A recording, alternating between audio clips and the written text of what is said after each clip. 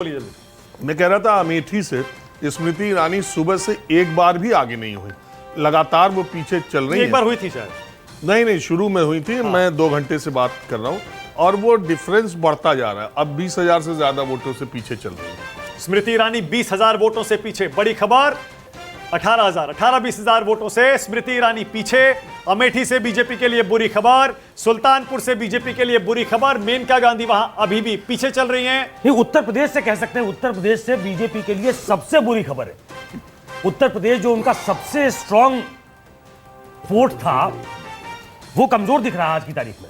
हाँ, और ये देखिए ना, उत्तर प्रदेश का आंकड़ा आप देख लीजिए, ब्रेकअप ये आ गया आपकी स्क्रीन पर। एनडीए सिर्फ 36 है 64 के मुकाबले, और इंडिया गठबंधन 43 है 43। पिछली बार सिर्फ 16 सीटों पर था इंडिया गठबंधन, अगर यूपीए उस समय का, या फिर महागठबंधन कह लीजिए, समाजवादी पार्टी और बहुजन समाज पार्टी। उसको ठीक से बता दीजिए मानक। हाँ, पिछली बार सपा बसपा का गठबंधन था, कांग्रेस अलग थी। कांग्रेस अलग थी और सपा बसपा का बड़ा पोटेंट गठबंधन बताया गया था। हाँ, इसीलिए मैंने महागठबंधन शब्द का इस्तेमाल किया। यूपीए भी नहीं कह सकते थे, कांग्रेस अलग लड़ी थी।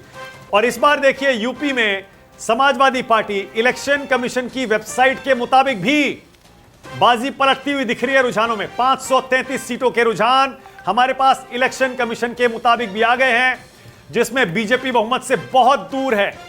एनडीए भी अभी बहुमत तक नहीं पहुंचा है।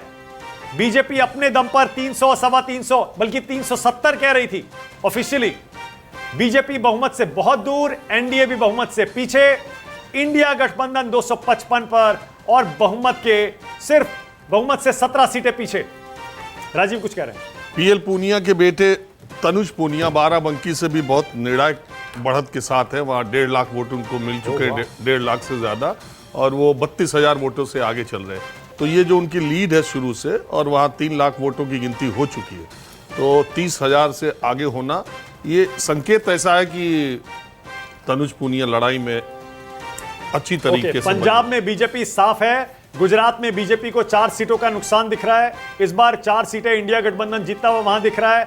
आंध्र प्रदेश में टीडीपी और बीजेपी मिलकर बहुत बढ़िया कर रहे हैं। वाईएसआरसीपी कांग्रेस बहुत पीछे। झारखंड में एक बार फिर से एनडीए अच्छा कर रहा है, पिछली बार भी अच्छा किया था। झारखंड ऐसा लग रहा है बीजेपी रिपीट कर रही है। असम में बीजेपी अच्छा कर रही है, पिछली बार के मुकाबले बहुत ज्यादा नुकसान नहीं है। हरियाणा में बीजेपी को जबरदस्त नुकसान हो रहा है। 6 सीटों पर इंडिया गठबंधन आगे निकल गया, जिसमें कुरुक्षेत्र की सीट भी है जो आम आदमी पार्टी के पास है। हरियाणा पे एक टिप्पणी करना चाहता हूं मैं माना। बोलिए सुकेश। जिन सीटों पे रोहतक, गुड़गांव, अब गुड़गांव तो शहरी इलाका माना जाता है, ये बीजेपी का स्ट्रांग होल्ड ऐसे भी था। हरियाणा तो था ही, शहरी इलाकों में उसकी पकड़ ज्यादा मजबूत थी।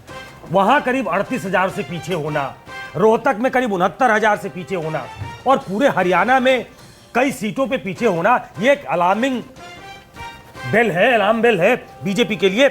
अभी हाल में उन्होंने कुछ ठीक करने की कोशिश की है कि नायब सैनी को वहां मुख्यमंत्री बनाया, वहां जो पुराने उनके नेता थे उनको वहां से हटाया है, लेकिन शायद उसने पॉलिटिकली बहुत फेच नहीं किया इन चुनाव में, ऐसा अभी तक के रुझानों से लगता है। जो हरियाणा है उसमें एक मुख्य कारण यह है कि खट्टर साहब के बाद, खट्टर साहब एक नॉन जाट प्राइम मिनिस्टर वाला एक्सपेरिमेंट था वहाँ पर हरियाणा में, एक नॉन जाट प्राइम मिनिस्टर वाला एक्सपेरिमेंट था हरियाणा में।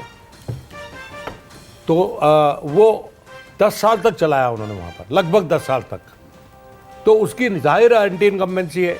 और दूसरी बात यह है कि जो वोट लगता है कि एक धड़ा जो अलग हो गया उनसे, जो चौटाला ग्रुप का जो धड़ा था, वो एडिक्वेटली जाट वोट काट नहीं पाया, लगता है अभी तक के रुझान से कि वो जाट वोट को स्प्लिट नहीं कर पाया एडिक्वेट।